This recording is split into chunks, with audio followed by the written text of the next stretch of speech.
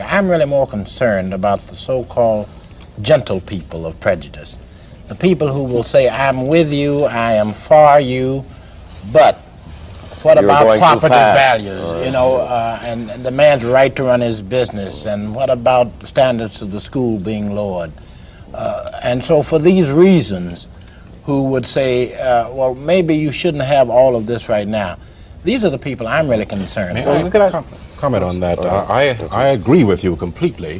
While I share Roy's concern about the extreme bigots, I'm far more concerned about the good, the decent people who don't throw a bomb as they do in Birmingham or other places in the South, but they quietly pack their bags and move away.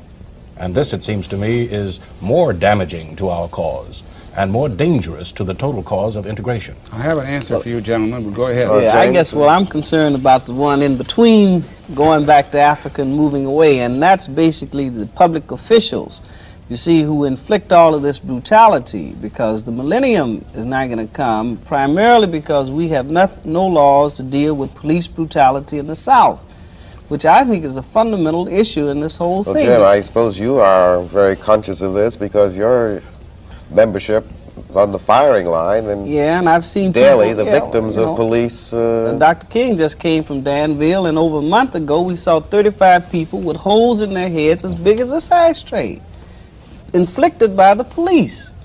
And nothing has been done about it. And the government, it seems to me, ought to do something about this. What specifically would you suggest for dealing with this? Well, I would suggest, you see, that the government go in and file some suits. When the constitutional rights of a person is denied, the government ought to file a suit in behalf of that person. I think this gets back to part 3. That's right. Now, the government says that the existing laws are inadequate, but yet they're not asking, or it is not asking, for adequate laws in this legislation. I think the only thing that changes the mind of a policeman like that is to sue him and to convict him and to convince him that the Constitution has some control over that billy club he has in his hand.